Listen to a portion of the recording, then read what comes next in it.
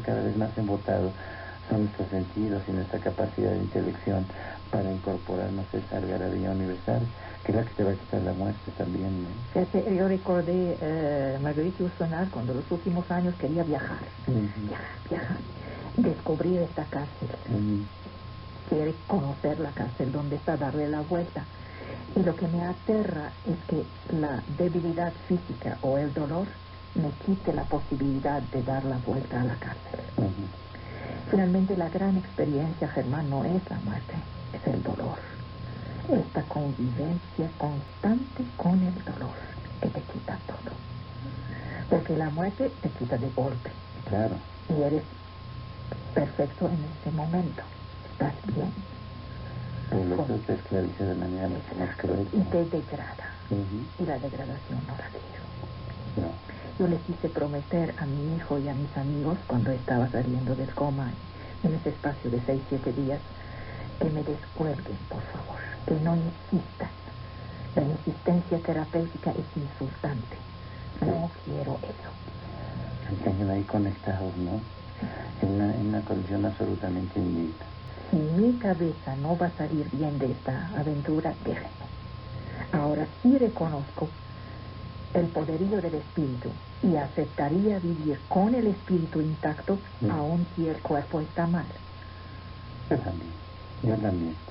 Pero si ya no disciernes, si ya no te acuerdas de entonces que te respeten, ¿sí? Que respeten tu integridad, y que te dejen. Es que se den por enterados de que realmente ya no se acabó. Ya no está. Y el dolor tiene que ser controlado. Yo estoy cada vez más convencida de las clínicas del dolor. Eso tiene que desarrollarse por ahí, la ciencia médica. Impedir el dolor a los hombres. ¿Cuánto gana la humanidad cuando descubre que sufrir no es un mérito, de ser renació? Esto es un invento del cristianismo, ¿verdad? Sí. Uy, pero muy bien vendido aquí en México, Son verdaderas competencias de dolor. Yo escuché a mis tías, ya en eso me formé, en donde era a ver quién había sufrido más. Esa era la tertulia de la tarde. Siempre llegaba alguna que había tenido un problema de parto, pero siempre había otra que había tenido un problema peor, y la que había tenido gemelos, y la que venía con la criatura con el cordón amarrado al cuello, y horrores infinitos, pero estaban disfrutando.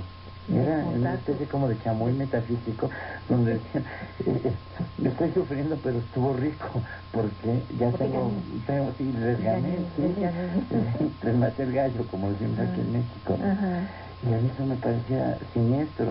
Ahora, no sé cómo, supongo que la literatura, que la cultura, y que el ímpetu gozador de mi padre me mantuvieron bien protegido de eso, pero en el fondo seguimos siendo muy sufrientes.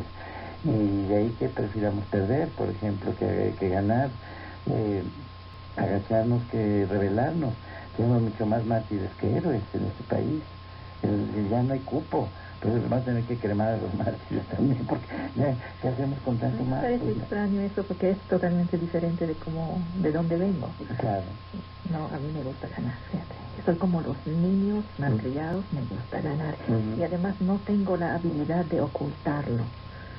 Porque si fuera hábil no lo mostraría. No, y menos en México.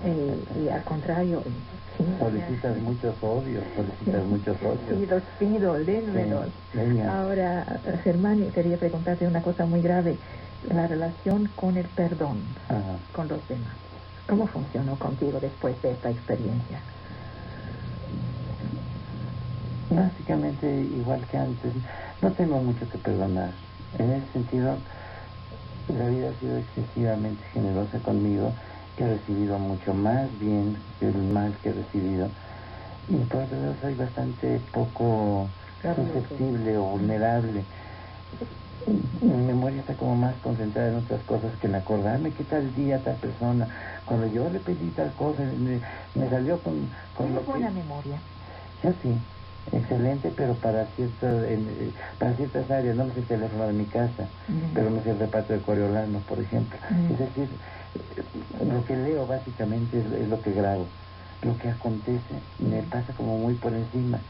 Entonces, de pronto me puede ofender mucho más un endemoniado de Dostoyevsky que algún burócrata que ande por ahí, por más que tenga un cargo muy alto, ¿no? Entonces, el perdón básicamente tiene que ser, en mi caso fue hacia mí, porque de entrada viene toda la demanda. Claro, llegaste a esto porque abusaste, porque hiciste, porque tal, porque trabajaste en exceso, porque tuviste sobrepeso, porque no te vigilas bien tu diabetes. No sabes la lista de agravios que puedo hacer. Y pienso en el Monte Indio, en el cuídame Dios de mí, no sé qué. Llegar a ese acto de perdón y decir, ya, absólvete, porque de hecho ya el sufrimiento te absolvió. Y regresar a la vida. Para mí esa fue la negociación más ardua, la más difícil. ¿Cómo manejas la soledad? ¿Qué es el aprendizaje de la muerte? Bien, tenemos un oficio solitario. Ahora, eres antisolitario. La gratísima compañía de los libros. Pero no, llegado el tiempo me tengo que poner a escribir, me tengo que poner a leer. Y al principio yo veía como una maldición, por ejemplo, ese desajuste cronológico con mi esposa, que a las 10 esté donde esté y lo necesite o no lo necesite, se coagula de manera instantánea. Y yo empiezo a querer vivir esas horas. Y luego pensé que estaba bien que ella durmiera, porque me concedía un espacio para estar conmigo, para pensar, para urdir, para tramar, para repasar, para organizar tu mundo interior. No propiamente para orar, que yo no sé si yo tenga costumbre de orar, pero de pensar y dejar que tu pensamiento fluya, y revisar, y desear, y proyectar. Todo eso llena una soledad. Yo no la vivo como maldición, ¿tú sí? La soledad es una cosa terrible porque no puedes pasarte de ella y al mismo tiempo la maldices. Es parte de ti y es también algo que rechazas de ti. Exacto, pero yo soy contraria a como eres. Tú eres muy generalmente, bueno, hasta en tu oficio, eres teatrero, entonces un teatrero es un hombre que se expresa en público. No, me la paso socializando. Yo soy, al contrario, yo puedo pasar 2 semanas sin abrir la boca más que enfrente de este micrófono. La gente no quiere creer que a veces pasan semanas en que solamente hablo de manera profesional y el resto del tiempo, ¡prum!, se cierra y no hay nada. Y soledad no significa estar con los libros, esta no es soledad. No. Estar contigo mismo. Y cuando me dicen ponte a pensar, es que yo no paro. ¿Cómo que ponte a pensar? Es como decirme ponte a respirar. Es estado continuo. Tampoco comprendo cuando la gente dice me voy a poner a meditar. ¿Qué es eso? Que hay momentos que sí y hay momentos que no, y luego ¿qué pasa en sí? Manuales de meditación, paso 1, paso 2, meditación para avanzados. ¿Qué es eso? Y me di cuenta entonces que las grandes aventuras de mi vida, que siempre han sido más interiores que exteriores, no hay nadie a quien decirlas, absolutamente nadie. A menos que las reproceses se vuelvan un libro, se vuelvan pensamiento, ¿no? Que están muy por debajo de la reflexión y del pensamiento, porque no tienes más que este pobre instrumento que se llama palabras, que está por debajo de las iluminaciones que recibiste en esa Entonces, agregas una experiencia más, que es la mayor de tu vida, que es la de muerte, y no tienes a quien decirlo. Y no tienes a quien decirlo, y no hay manera de hacer compartir a nadie esto. Y no debes ni siquiera tener la pretensión de hacerlo compartir. No, bien sabes que estuviste por un rato en el territorio de lo indecible, de lo incomunicable. Encontrarás metáforas muy torpes y preferirías, si tienes un poquito de sensibilidad y de gusto, mejor no emplearlas, porque ni de lejos alcanzan. ¿Te acuerdas lo que es San Pablo? Aquí conocemos como por espejos. Es que ni siquiera encuentras un espejo apto para reflejar aquello. Se queda contigo esa dosis de tiniebla, ya está en tu espíritu, y ya sabremos qué hacer con ella, ¿no? A veces hacemos grandes cosas, pero ni siquiera las grandes cosas se parecen a esto que fue vida. Aquí hay un cuerpo de 50, 60 kilos que ha tenido sueños, ambiciones, que se ha creído inmortal y ha actuado en consecuencia. Alguien que no sea loco se pone a escribir libros pretendiendo a la inmortalidad. Somos unos pobres locos. Sí, pero conmovedores también. Damos mucha ternura. Yo espero que Dios existiría. Qué raro me salieron estos. Y no los mexicanos en particular, sino el género humano, así en su totalidad. Porque sí, por un lado hay una voluntad de vida y por otro lado hay tantas secretas maneras de irnos proveyendo la muerte, ir haciendo ensayos de muerte, o de pronto simplemente llega la desgracia, la fatalidad, el mal encuentro, el cortocircuito en tu cuerpo que no sabes ni quién lo inició ni por qué. Y hay quienes... Bueno, yo pensaba el otro día que hay un hombre que cayó a 4.000 metros de 4.000 metros de altura en un avión, no se abrió su paracaídas, cayó como bulto sobre, ni siquiera sobre el agua, cayó sobre la tierra, y se levantó y siguió caminando. Y luego pensaba yo en mi amigo Jaime Sabines, que cayó de 8 centímetros y no se repuso jamás. Entonces, ¿en dónde hay lógica o en dónde hay justicia o de qué estamos hablando, no? Y bueno, tú y yo, hasta donde se ha sabido, sobrevivimos. Aquí estamos. Hemos recibido avisos de que sí, de que estamos vivos, de que hasta vamos a trascender un sexenio más. Y bueno, pues a mí me da mucho gusto. Estoy encantado, literalmente encantado de la vida. ¿Hay algún lugar en ti para esto que llaman fe? Muy escaso, muy escaso. ¿Dónde ubicas esas cosas? Pues mira, las tengo que ubicar a fuerza porque no... La conspiración de mi madre duró tantos años y fue tan metódica que seguramente algo habrá quedado. Yo no puedo decir que no soy católico, porque si bien no profeso ni practico una religión, ni respeto una determinada jerarquía más allá de su condición humana, sin embargo, bueno, toda mi cultura estuvo encauzada dentro de esos ámbitos del catolicismo. Ubico mi fe en el género, en la especie, en que la semilla no muera, diría allí. Pero más allá me es difícil. Una trascendencia personal. En el género, Germán, en ese sentido prefiero una fe en Dios que una fe en el género. El género no merece mucha fe. No te inspiran confianza a los humanos. Para nada. No, tampoco, pero los conozco. Por lo menos en sus cuates tienes que manifestar una cierta esperanza, a lo mejor no es fe, ¿no? Pero, bueno, tú y yo tenemos un único laboratorio para saber qué tan perfectible es el humano, somos nosotros mismos. Y bien que mal, dando tumbos y cayendo en los hospitales, o cayendo en la envidia o en la ira, o yo no sé en cuántas cosas que de pronto nos arrebatan, pero hemos mejorado. Yo me siento una mejor persona a partir de... ¿Te sientes una mejor persona? De esos andurriales de la muerte, ¿no? Sí, por lo menos más consciente y menos dispuesta a dar esa muerte que yo visité o que vislumbré, ¿no? Yo no sé. No, yo no paso por ahí la cosa. ¿No? No paso por ahí. Yo tengo un placer inmenso con mi propia cabeza. A veces la he sufrido tanto que quise negociar con el mundo un rebajamiento de mi cabeza. El ostracismo, el rechazo han sido tan duros que dije, hasta aquí llegué. Lo que quieren una idiota, tendrán una idiota. Negociaré con el mundo. Y luego ya no quiero negociar nada. Quiero negociar nada. Yo soy una militante de la racionalidad. Es que además este país ya no tiene cubo para idiotas, entonces qué bueno que no te admitieron en el club.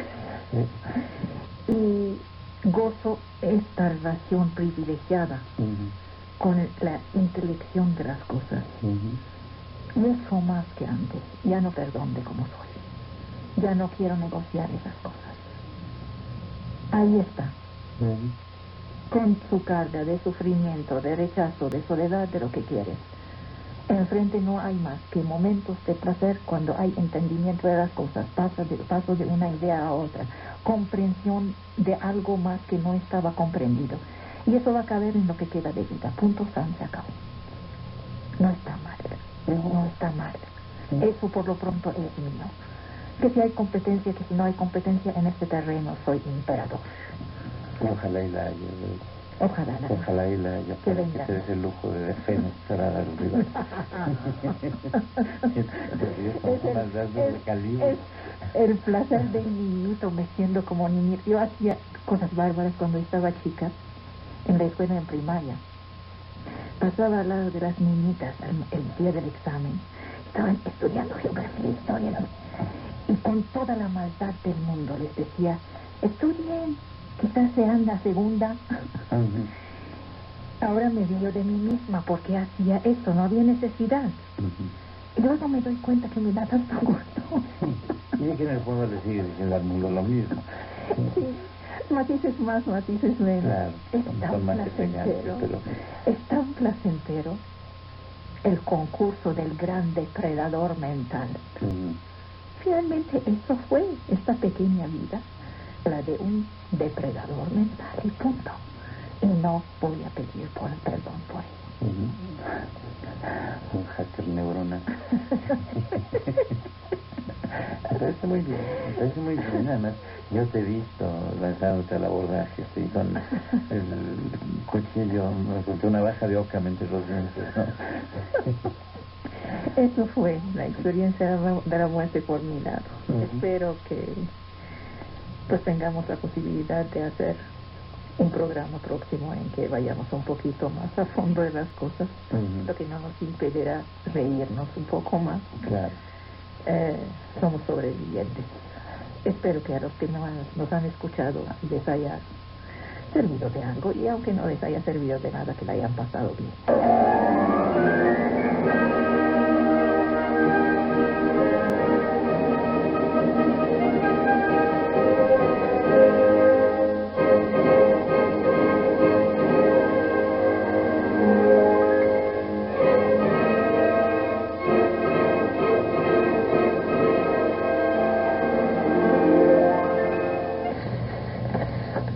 Grandes doctrinas morales.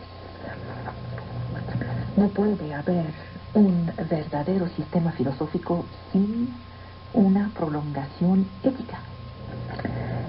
Pero hoy las cosas ocurren como si la moral hubiera cesado de ser parte de la filosofía. Entonces hay que retomar la historia de esas grandes doctrinas. ¿Qué decía Sócrates? Bueno, antes Heráclites decía que Dios era indiferente a lo justo y a lo injusto. Sócrates se ocupa de los oficios, de las ocupaciones cotidianas de la gente. Alguien le pregunta, ¿conoces algo que sea bueno? Y Sócrates dice, ¿bueno para la fiebre? No.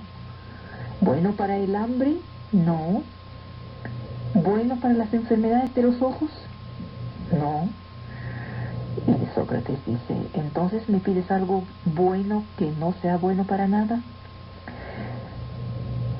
Sócrates interroga a uno de sus compañeros. ¿Es exacto que no hay que mentir jamás? Cierto, dice.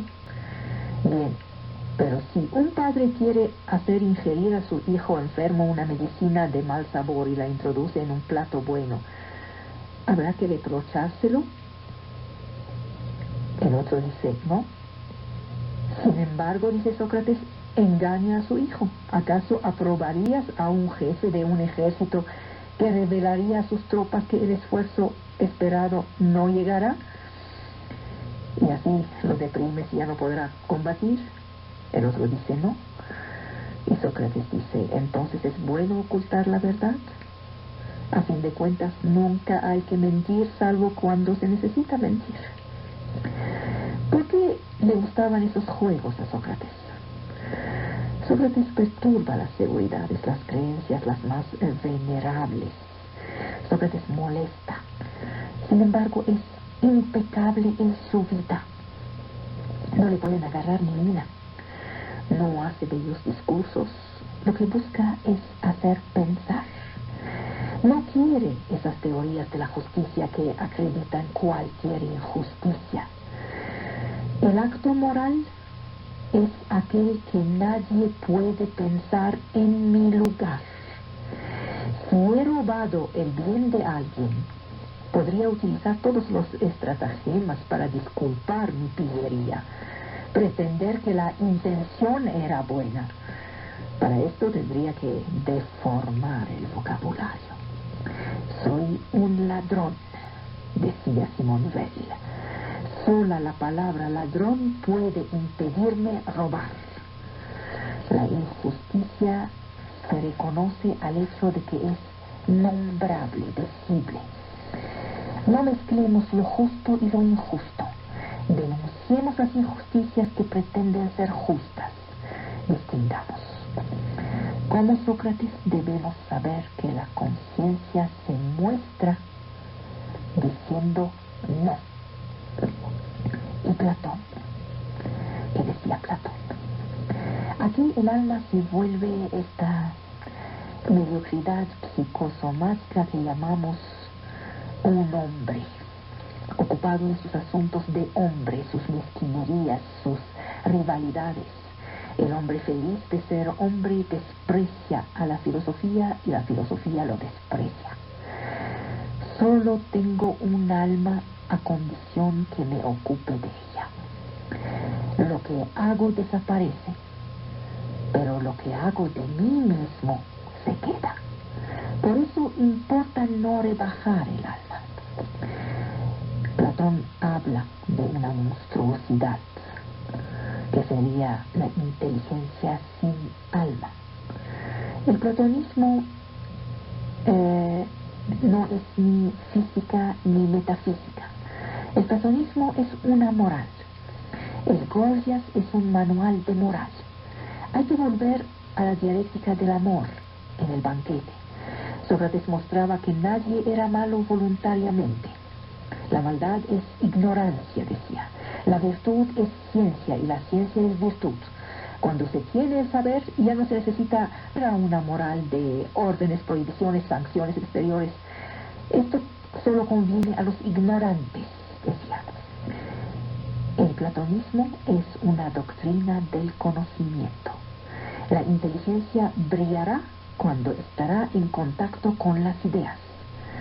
Protágoras, quien siempre tiene la palabra virtud en la boca, enseña una virtud en la cual no cree. Platón sabe lo que es la virtud. Se la puede enseñar. La moral no se implanta por un proceso de moralización. Él no fue un profesor de moral, fue un filósofo. Dirá que la dirección del Estado deberá poner al servicio del conjunto de los ciudadanos el saber al cual no tienen directamente acceso. Así vemos el paso de Sócrates a Platón. Les recuerdo, para los que no están recordándolo en este momento, que lo que sabemos de Sócrates es por Platón. Es por estas discusiones que Platón escribió, donde pone en juego a Sócrates, a Protágoras y a todas esas cosas. Bien, y Aristóteles después de ello. Aristóteles llama al platonismo una ficción poética, una quimera. El bien no es algo en general, es el bien de un hombre. La virtud será, para Aristóteles, el justo medio. Platón se equivocaba, decía, al imaginar que por saber lo que es el bien, uno lo hace automáticamente. Uno puede concebir el bien y, sin embargo, decidir actuar en el sentido contrario. La virtud requiere de un aprendizaje. El pensamiento jamás dispensa, libera de los esfuerzos de la acción. La acción es una exterioridad susceptible de ser una adversidad, de ser desagradable. Dice Aristóteles, Platón se equivoca cuando promete al sabio la felicidad. ¿Cómo puede uno ser feliz si lo persigue la calumnia? La felicidad no será completa sin los bienes exteriores. Eso es una buena salud, un mínimo de bienestar material, el aspecto de los hijos, Aristóteles habla de un ideal de sentido común. Alivia las exigencias morales y las pone al par de las necesidades sociales. La justicia de Aristóteles contrasta con la justicia de Platón. Aristóteles se rige por relaciones utilitarias, contratos que hay que respetar, toma en cuenta las desigualdades de las condiciones. El trabajador, presionado por la necesidad, se encuentra fuera de la moral. Entonces la moral sería un lujo de ricos. Un sistema ético cerrado lleva al hombre a dudar de sí mismo. Pero uno se pregunta al leer a Aristóteles, ¿acaso la moral es un arte de vivir? Nuestra tradición tiene como prejuicio que si no hay un deber y una obligación, no hay moralidad. Aristóteles debate con los platónicos. Dice, el placer no es siempre bueno. Esta era la tesis de Eudoxio. Pero tampoco es siempre malo. Esta era la tesis de Speusippe. Acción y placer son indisolubles. Hay un empirismo moral en Aristóteles. No distingue totalmente el campo de la ética del campo de la estética. Platón mismo identificaba lo bello con el bien. Así a Platón se le conoce como el filósofo de la trascendencia, mientras que Aristóteles sería el filósofo de la inmanencia. El Dios de Aristóteles está exento de nuestras virtudes éticas. Aristóteles pregunta, ¿acaso Dios estaría obligado con los contratos y los compromisos que nosotros tenemos? Dios no tiene que ver con la moral. La moral solo se refiere a la acción. En nosotros actúa lo que es mortal. Lo que es divino no actúa, piensa. La vida teórica sobrepasa la vida práctica. Se lo nota, ¿no? Hay una insuficiencia moral en Aristóteles. Él mismo la descalifica deteniéndose a la frontera del pensamiento. Después de estos tres, hay una visión redonda de la moral que tenemos en los estoicos. Séneca, Epicteto, Marco Aurelio. Su moral descansa sobre la distinción entre las cosas que dependen de nosotros y las que no dependen de nosotros. No dependen de nosotros los eventos, todo lo que ocurre, los bienes que el tiempo nos trae y luego se lleva, por lo que sería locura apegarse a ellos.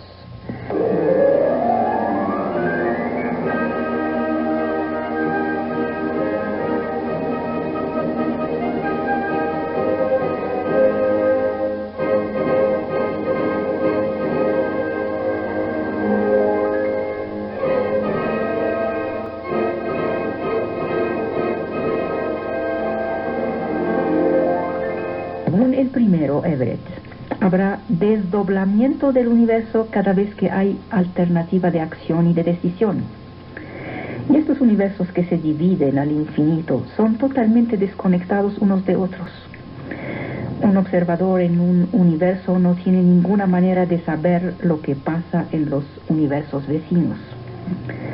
Esta hipótesis fue introducida para resolver el problema planteado por el principio de incertidumbre a nivel de las partículas elementales. Aquello indignaba a Einstein, ¿se acuerdan? El principio de incertidumbre arruina igualmente el postulado determinista de Laplace. En el caso de un universo abierto, el futuro será el siguiente. En 1.000 millardos de años, todas las estrellas estarían apagadas.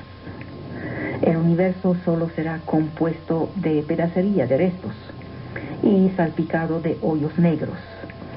Luego las galaxias se evaporarán en hoyos negros hipergalácticos. El universo tendría entonces 10 a la 27 años. Estos hoyos negros se irán volatilizando. Luego la materia se metamorfoseará en bolas de fierro.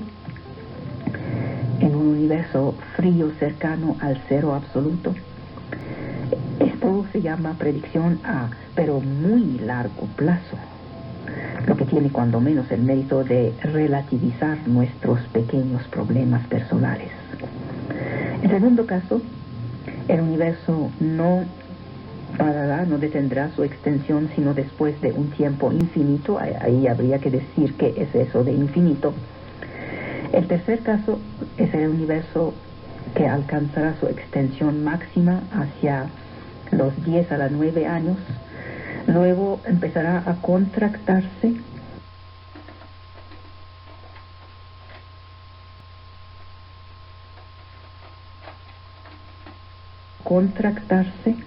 acabará por reencontrar su estado de sopa original. Entonces, por un nuevo Big Bang, todo volverá al zoom, otra vez el mismo cuento. Tendremos entonces una versión del universo cíclico eterno. Son perspectivas vertiginosas, más allá de las palabras. Desesperan o entusiasman, según el temperamento de cada quien. Según el mío, son entusiasmantes, fascinantes. Así que de pesimista no me pueden acusar en este caso, por lo menos. Ok.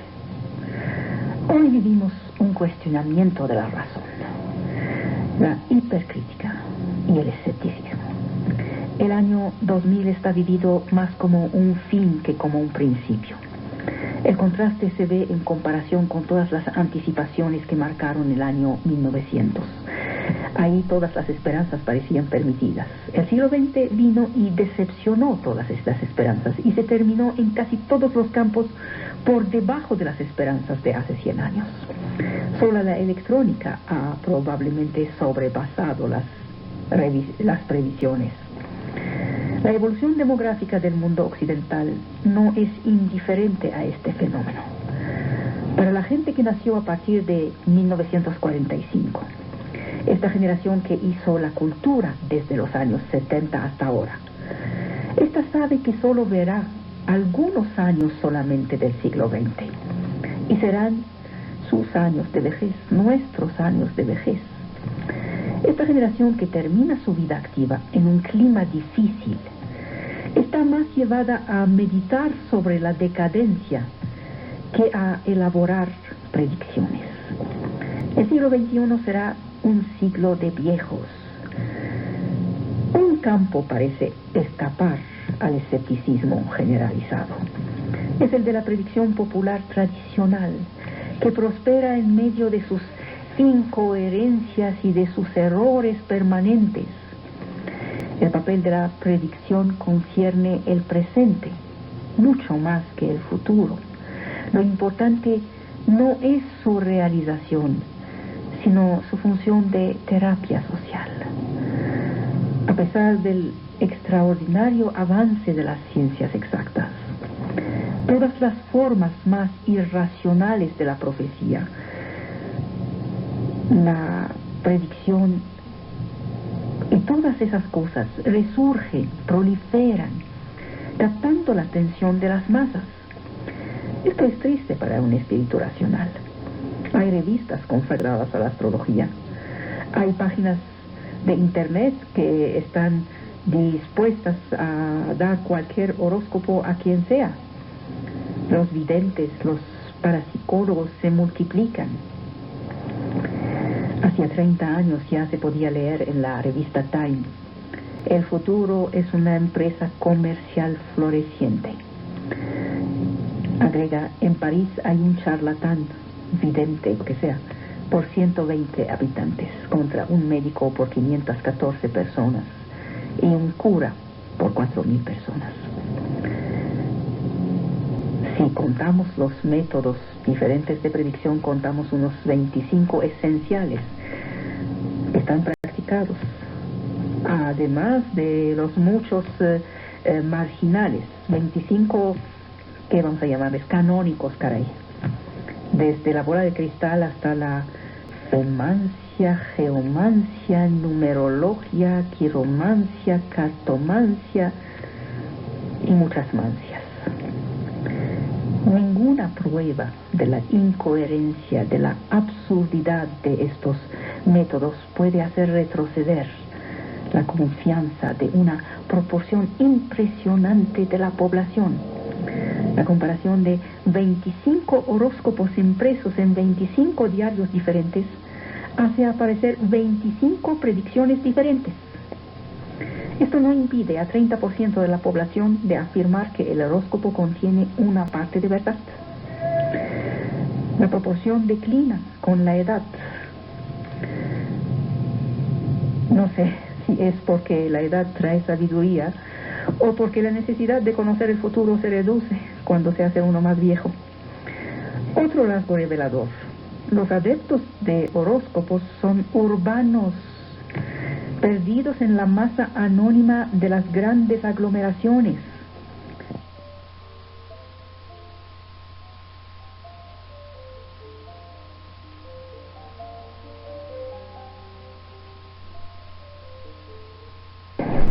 El Estado. Algunos ven en él una estructura de opresión nacida de la alienación de las voluntades y que debe ser combatido como el principal responsable de la servidumbre y de la miseria humana. Es el epicentro de la vida política moderna. No es un simple órgano parasitario que se debe decidir suprimir. Tampoco es esta providencia en la cual hay que tener una confianza ciega. El Estado tiene una naturaleza ambigua, Francisco. Es la autoridad soberana que se ejerce sobre un pueblo y un territorio determinados. Se distingue de las autoridades parciales que solo ofician en esferas delimitadas de la vida humana. Constituye la única autoridad propiamente política. Esta designa el mando de la comunidad, que está ligado a la existencia de órganos de poder habilitados para emitir órdenes y sancionar la desobediencia. Tiene el monopolio de la violencia legítima. El proceso de satisfacción de las necesidades se acompaña de antagonismos, de litigios, de conflictos que vuelven necesaria una instancia de arbitraje reconocida y temida por todos. Implica la protección de los individuos, la preservación de la integridad de la comunidad, las reglas del vivir juntos, el juicio de los crímenes y delitos, la toma de decisión relativa a los asuntos colectivos. El Estado toma a cargo la conflictualidad social, instala instituciones, busca normas universales de la vida comunitaria. Implica el bien común a la vez que la justa cooperación social y la posibilidad de que el individuo tenga un proyecto de vida propio. El Estado moderno sustituye a la violencia la regulación legal de las relaciones sociales. No hay que confundir Estado y poder político. Históricamente, el mando de la comunidad reviste formas: tribu, cacique, jefaría, gobierno de los ancianos, de los guerreros, etc. No son Estado. Este solo existe allá donde el mando está garantizado por un aparato burocrático, una instancia especializada, funcionando de manera jerárquica, que descansa sobre la oposición entre gobernantes y gobernados, es decir, tecnicidad, impersonalidad, omnipotencia, continuidad. La palabra Estado solo aparece a finales del siglo XV, cuando se tiene una autoridad por fin estable y permanente. Los atenienses instituyeron la ciudad, la polis, donde el poder de legislar, de decidir y de rendir justicia pertenecía al conjunto de los hombres libres. El Estado instala una frontera entre el dominio privado y el dominio público. A la vez permite al individuo detener su lugar en la comunidad. Su papel consiste en hacer reinar la seguridad y la paz. Es una administración, un conjunto de técnicos y expertos agrupados en un cuerpo profesional. Es un poder jerárquico, autoritario, que se opone a la desagregación de una sociedad conflictual. El Estado es esencialmente el aparato de administración de la sociedad. Tiene que armonizar intereses contradictorios. Depende de la conciliación de los antagonismos, equilibrando libertad individual y voluntad colectiva, en un mundo donde los intereses particulares triunfan de todo proyecto común. Solo un aparato administrativo y jerárquico poderoso puede mantener la coherencia de la sociedad. El Estado es la instancia destinada a realizar un principio meta-individual. La doctrina clásica del contrato social recusa el derecho divino de los reyes. El poder soberano descansa sobre el consentimiento explícito de las partes, de manera a corresponder a los intereses y aspiraciones de todos. El Estado es la expresión de la igualdad de los individuos. Resulta de su facultad moral de concluir un contrato social, es decir, un pacto que constituye del concierto la sociedad. Los contratantes buscan seguridad, bienestar, aceptan para eso transferir su libertad de actuar al soberano. La libertad comporta un polo individual y un polo colectivo que se contradicen en parte. Los derechos fundamentales del individuo son seguridad, libertades, propiedad. El Estado saca su legitimidad del consentimiento de los contratantes a reconocer la autoridad legal de una suerte de agencia de protección mutua que se llamaría Estado. No se puede permitir a los individuos invocar su libertad contra las resoluciones de la comunidad. El Estado solo es viable a condición de disponer de un imperio sobre sus súbditos. Su voluntad es general, es un principio de justicia, se ocupa del interés común y las reglas que proceden de él se aplican a todos. Protege contra el arbitrario de las voluntades particulares. Después de esta larga definición de lo que yo pienso que es el Estado, pues a los sale sobrando decir que nunca hubiera podido pretender, ni en el espacio público, ni en el espacio privado, algo que ni siquiera pienso. El Estado, por supuesto, no tiene nada que ver con la verdad. Quien ha escuchado eso, me renuncio a saberlo. Pero ya tengo bastante costumbre en este negocio como para saber que la gente escucha lo que quiere. Y a mí me toca decir lo que yo pienso. Este es lo que yo pienso del Estado. Una de Schopenhauer, un aforismo. Dice, nadie puede ver por encima de mí. Quiero decir que uno no puede ver en el otro más que lo que uno es.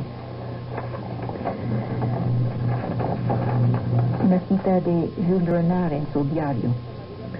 Si se construyera la casa de la felicidad, el cuarto más grande sería la sala de espera. Una de Nietzsche, en el libro del filósofo. En algún rincón perdido del universo, hubo una vez una estrella sobre la cual unos animales inteligentes inventaron el conocimiento. Fue el minuto más arrogante y mentiroso de la historia universal. Y esta la escribió Valéry, parece que para mí. La dice en su obra El hombre y la concha. Dice, solo sé lo que sé hacer. Otra de Nietzsche que viene en el alegre saber. La conciencia es la última y la más tardía evolución de la vida orgánica, por lo que es la menos acabada y la más frágil. Una de Freud, en la introducción al psicoanálisis. No importa que tanto se sueña con las bebidas. Cuando se tiene realmente sed, hay que levantarse para beber.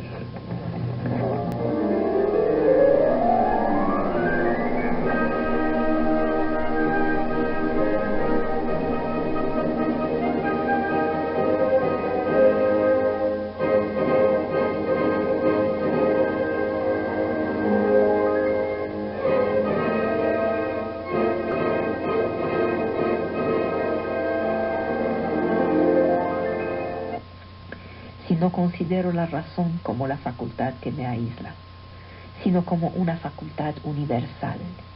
Siempre vuelve la obligación ética de la universalidad. Si considero la razón como una facultad universal, entonces la razón me da una ley, la ley moral, válida para todos los seres razonables, que descansa sobre la autonomía, me obliga a respetar en el otro hombre el colegislador de la ley a la cual la razón me obliga.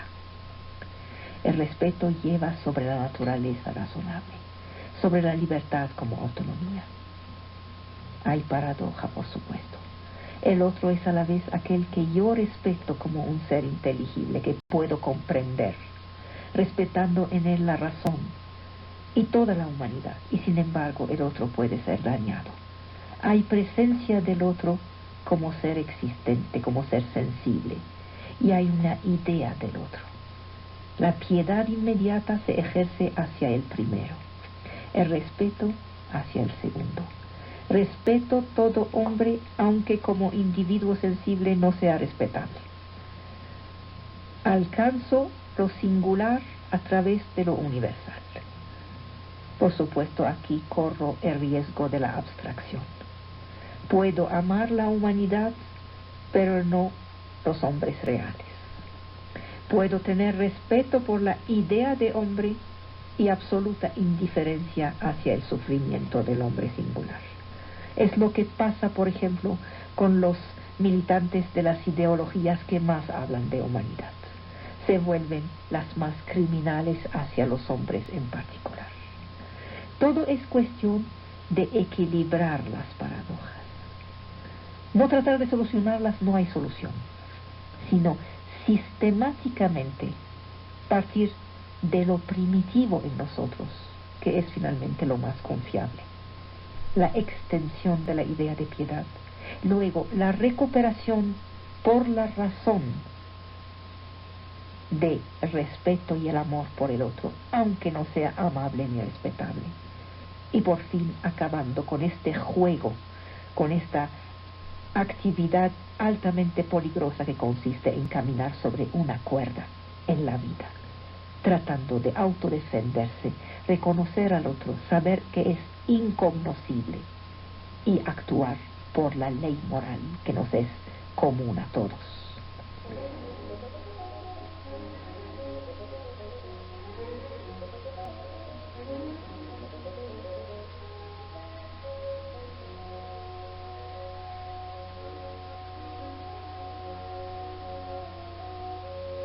La pregunta sobre Voltaire que me hizo, que quería que le hablara de Voltaire. ¿Y qué tal si empiezo por hablar de él ahora? Es una buena forma de ponerse alegre. Se llamaba François Francisco María Arouet. Voltaire no es su nombre, es su apodo.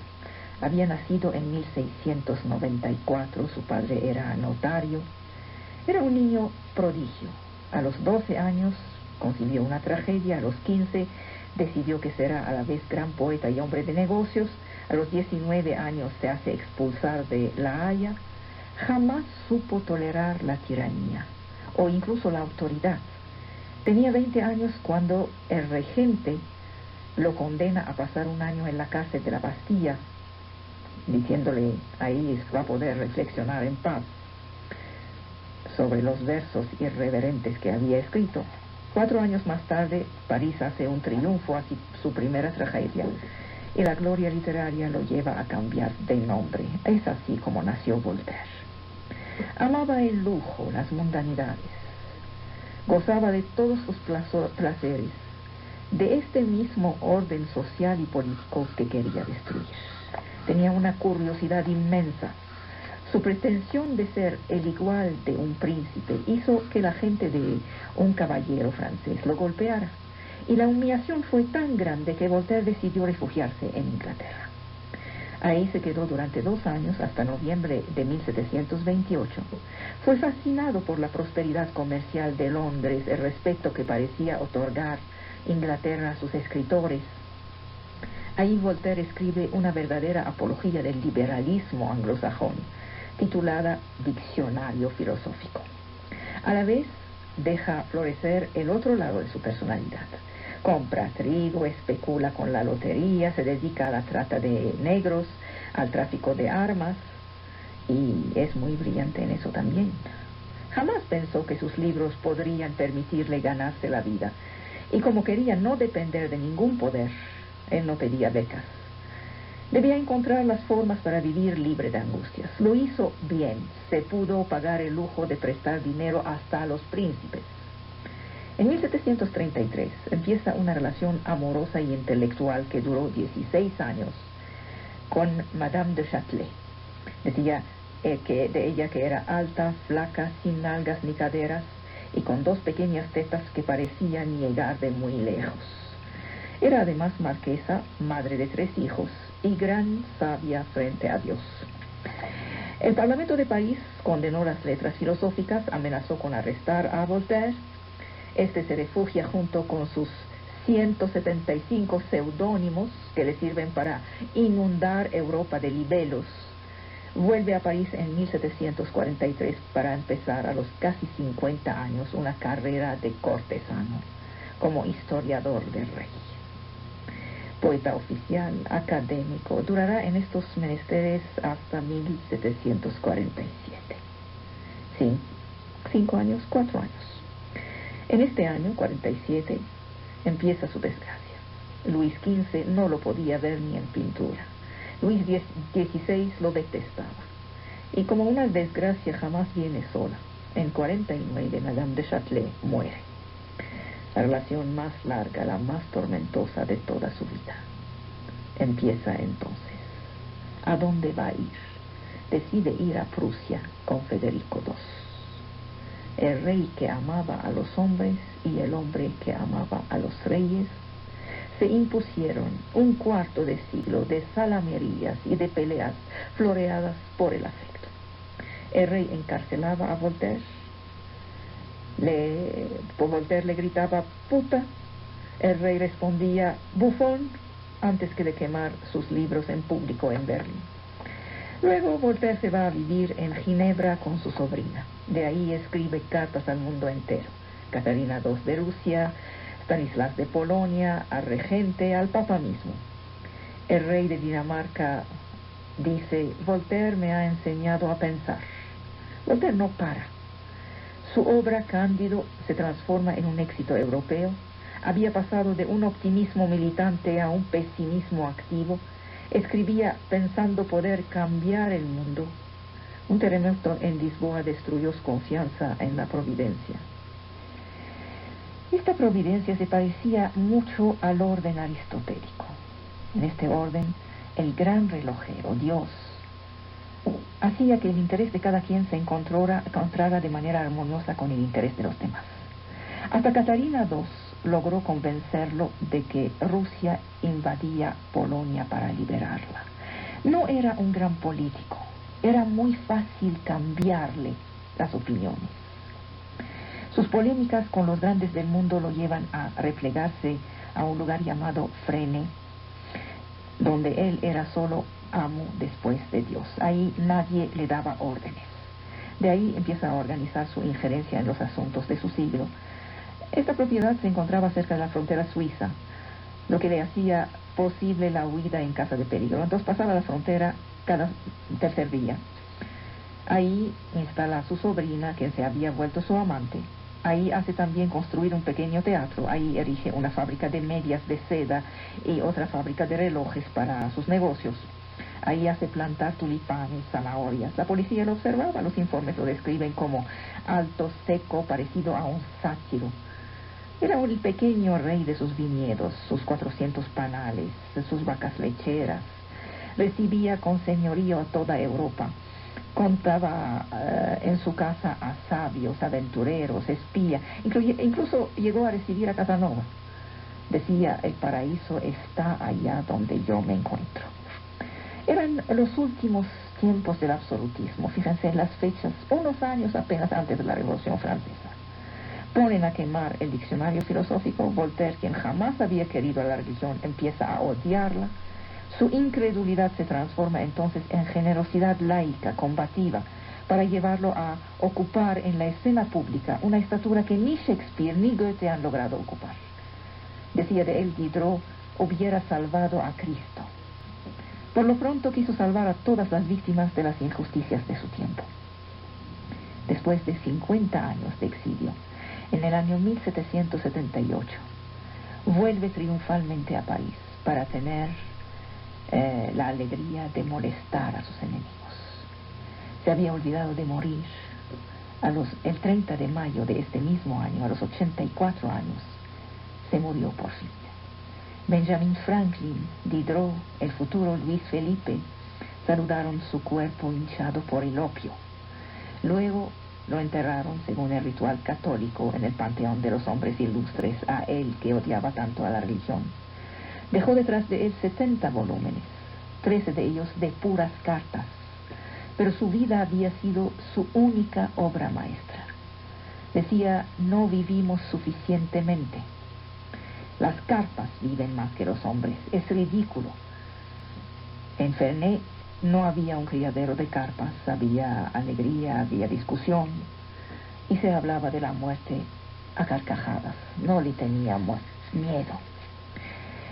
Mire, ahora le voy a decir qué pienso de él. Es apasionante como personaje. Sin embargo, no es grande. Yo he dicho que su vida había sido su única obra maestra. Los que aman la literatura light, la filosofía lúdica, encuentran en él su tatarabuelo, su inspiración. Era el hombre más ingenioso del mundo, decía de él su rival Montesquieu, pero solo era el segundo en todos los géneros, decía de él Diderot. ¿Qué es lo que le faltaba? Más bien le sobraba algo. Voltaire era un hombre feliz, y esta felicidad es dramática para los que hacen oficio de literatura y de pensamiento. Dedicados a los problemas de los demás, sus libros ignoraban las obsesiones que hacen que un hombre de escritura sea un verdadero escritor. Su obra quería ser entendida de inmediato.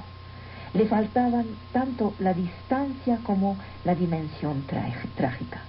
Esto que yo podría llamar el alejamiento astronómico, que permite observar a los hombres sin zambullirse en el agua de sus demencias. Y este sobrepeso que da el dolor y que obliga a la tierra a hundirse bajo el paso de uno. Ha sabido reinar sobre el mundo literario, siendo su regente aún sin tener la legitimidad de un príncipe de sangre de la escritura. Era un funcionario lírico de la cultura. Distribuía premios y palmaditas en la espalda, prometiendo a todo el mundo que iba a ser su sucesor. Nada más Rousseau no quiso saber nada de él. Era su entrañable enemigo. Aparte de Rousseau, nadie ha tratado de desbancarlo. Ahí estaba, en todas partes, los teatros, las cenas, las ceremonias, las cortes. Así se hace fama, no se hace una obra mayor. Buscó y logró ser maestro en el arte de seducir a la gente de alcurnia, tratando de encontrar los medios para elevarse entre esta gente. Ni su empresa de autopromoción literaria, ni su propio carácter le dejaban tiempo y fuerzas para hurgar en los sótanos de las almas. Era un escritor epidérmico, ocupado por la celebración del lujo, del placer. El paraíso terrestre está allá donde yo estoy, decía, y agregaba: el mayor y único asunto que se debe tener es el de vivir feliz. Y no es cierto. Nunca se preocupó de comprender los misterios, de grabar los rasgos de la aventura humana, ampliarla, alzarla por encima de la simple vivencia biológica. Nunca se preocupó de agregar al animal algo de la pretensión, la ambición, la demencia del hombre. Nada de todo esto, simplemente ser feliz. Y ni siquiera lo logró del todo. Alternaba las debilidades del cortesano con la valentía del filósofo. Su seducción le servía para conquistar algunos centímetros de terreno sobre la infamia de la imbecilidad, que estaba todopoderosa, que sigue siendo todopoderosa. Su retórica mundana, sus salamerías, su arte de la polémica, su humor combativo, fueron puestos al servicio de causas mayores. Hay que reconocérselo. Hasta 1726, su ascensión mundana no tuvo obstáculos. Pero no era más que un poeta, decían de él los nobles que se divertían de su ingenio. El exilio inglés transformó el poeta en filósofo, que ya no aspiraba a integrarse a la pequeña clase de los privilegiados. Se había vuelto por mérito propio una potencia social autónoma, cuya ambición era presentarse como el maestro de pensamiento de la sociedad entera. Pero seguía amando las mundanidades. Ya no como la proyección de un sueño de elevación social, sino como un instrumento de placer, de poder. Pronto se dio cuenta que la vida de los salones era incompatible con su ritmo de trabajo, así que se volvió más selectivo. Buscaba juntar el placer de una sociedad que él había escogido con el pensar y el escribir. No era un noble, así que fue un castellano, en su pequeña propiedad, con su capilla, su teatro, su biblioteca. Su verdadero salón era su correspondencia.